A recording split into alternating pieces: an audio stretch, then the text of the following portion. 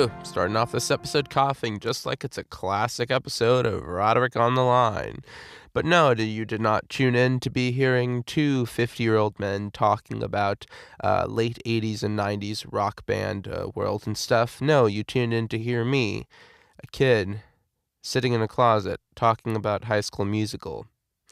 That's right, we're back here again to talk about High School Musical 3. And as always, let's try to go over these expectations first. So, from the synopsis to everyone I know who talked about it, my expectations for this installment of the franchise were low.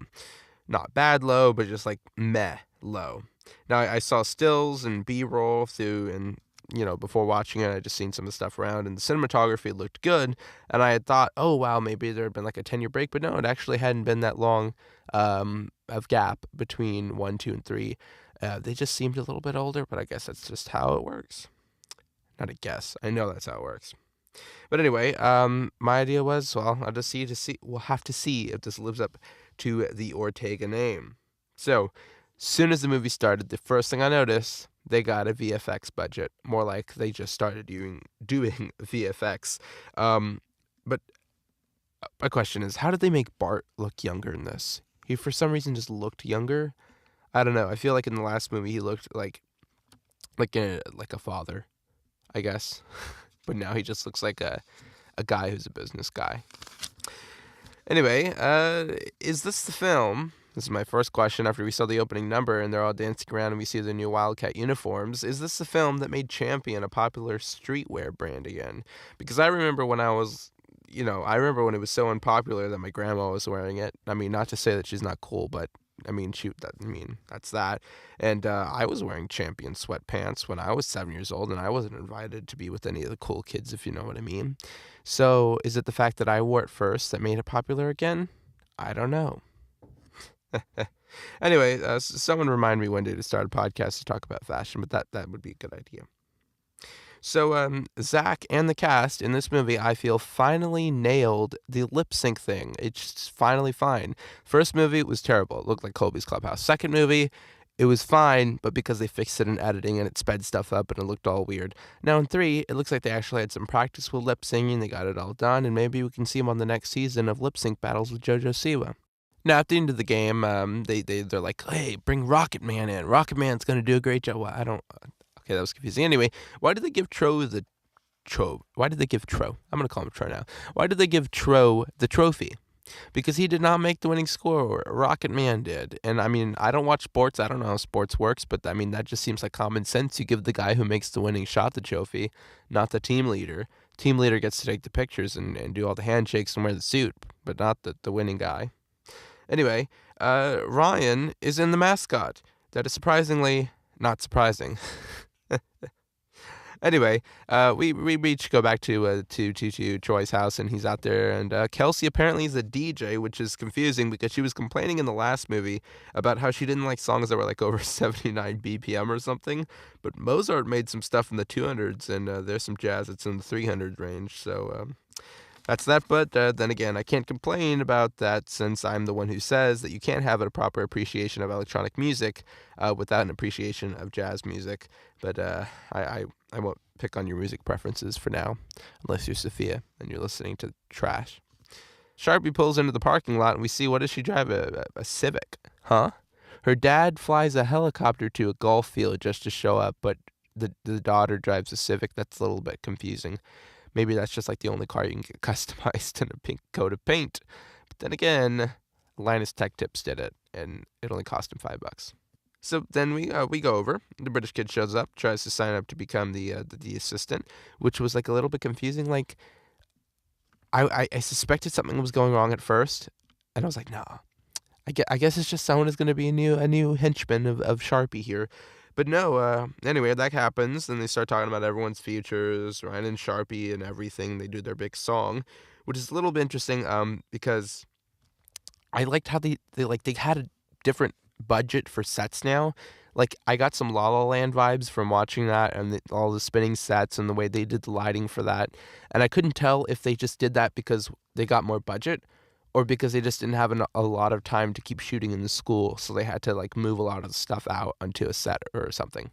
Kind of looked like I guess what they call a black box theater or stuff like that. I'm not too into the theater world, so I don't know much about that.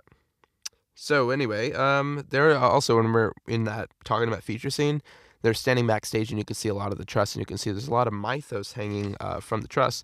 But if that's the house kit, that's like unsymmetrical and useless, especially in that arrangement. So it's a little confusing. Anyway, my question on that though is, they seem to be using a lot of those lights in the musical numbers, and my question is, did the gaffer and the LD fight a lot? Is my question. Would they have done that? Probably. Moving on. I don't remember where this is, but I just wrote this note down that they had said "Let It Rain" in the movie, which means someone must have seen that Father Knows Best episode that I referenced in the last review. So it's at some point here we get up onto the house roof garden of the school, and they start doing this whole waltz thing, and this whole scene, it just felt like they were like very, very stiffly dancing around. It's like two sticks moving around in rhythms to non-waltz music.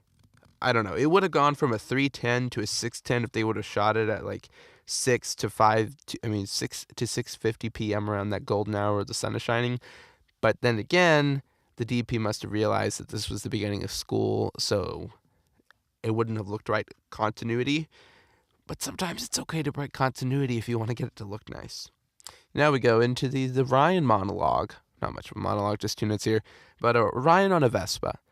Again, surprisingly not surprised that he would drive a Vespa.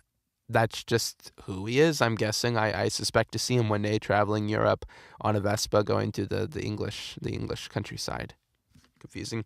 And this is where we start to get the first scenes of the whole Ryan and Kelsey thing, which I've been a Ryan and Kelsey shipper since the beginning, and I just didn't say anything because I wasn't sure how things were going to turn out, if it would make me look weird, but oh look, there it is, confirmation, Ryan and Kelsey.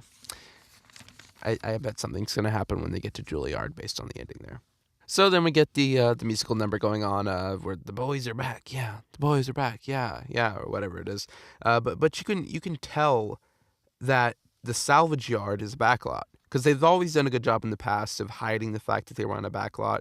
By the way, where did those random guys come from who just started dancing in the salvage yard? That was worse. That would have been a better jump scare than the jump scare of the random Indian guys showing up in the Indiana Jones movie, the Crystal Skull and stuff. That would have been genuinely scary if you would have changed the music. So after the whole dancing in a backlot, a.k.a. the salvage yard, Sharpie breaks the news to Troy about Gabriella getting her whole offer to Stanford or whatever. He heads over and does the indoor night picnic, and where she says one of these very sad lines, "I'm a lot better at goodbyes than you." So emotional. I felt something. There we go. But it gets followed up later down with I've run out of goodbyes, which is also emotional. There you go. So after that, Bart and Troy talk about Juilliard because Bart finds the flyer about Juilliard somewhere. He goes out to the school for some reason in the middle of the night. How does he get into a school in the middle of the night? As a teacher's kid, that is kind of impossible. Your badges, they cut off at a certain time at night. So unless if you had some sort of like prop the door open or something, even then, schools have remote security systems, so security guards at the main district offices watch at night, and they can see which doors are open, which windows are open, and they have security cameras inside. So, I don't know. Unrealistic scene right there. Makes kids think that they can go to their school and start singing about how they want to scream on their school stage. Bad influences. Anyway, we find out that Gabriella, after going off to Stanford and stuff, she doesn't want to come home. Troy goes over and meets her there in his beat-up truck and like, hey, prom's coming to you. Woo. Anyway, but because of that, they're late. He's driving through the night. He doesn't make it back to the studio, or not the studio, the school for the show, and the show starts without them, with understudies taking over. And that's where we see the British kid turns on Sharpie and finds out she's like a double backstabbing agent or whatever. And that kind of didn't make sense, but I guess it does because you can be outsmarted by Britt all the time. So turns out. So during this whole entire musical scene, I have one question. It was greatly choreographed. Some people could use like maybe 2 more days rehearsal to get it worked out, but I could tell it's having to do it all on one cramped stage and all those people in the audience. My main question here is, where were all the mics? Because other people had mics. You could see the people who were working backstage, walking around with their headsets on. You could see the mics on the violins and stuff. But how? It's not like they had to hide the mics. It was obviously a musical, so they should have given people microphones, because in the past movies, they did when they were doing dance numbers and singing routines. They gave people microphones.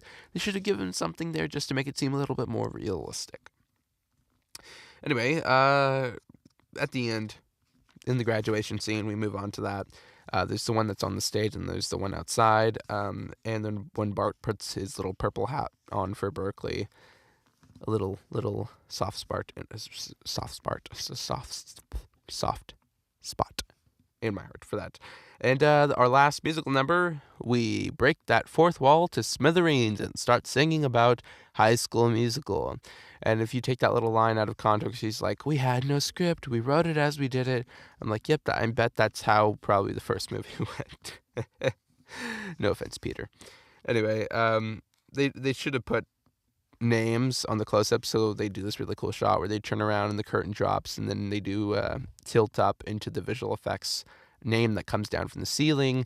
Then it goes back down to the people who have turned around and face the camera, and they start doing all these names. Also, I used to do shots like that. You can really do some cool cinematography like that really simply with your phone. If you want to get a nice transition shot, walk down the middle of a street and then point it up at a sky bridge or something.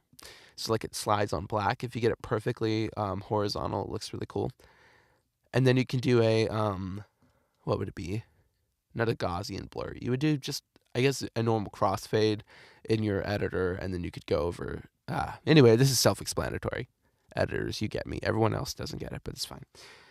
Anyway, that's basically my thoughts. I really blew through this because I want to get to my new thoughts on this, because people are probably tired of hearing me nitpick all these movies to little shreds. This was not met.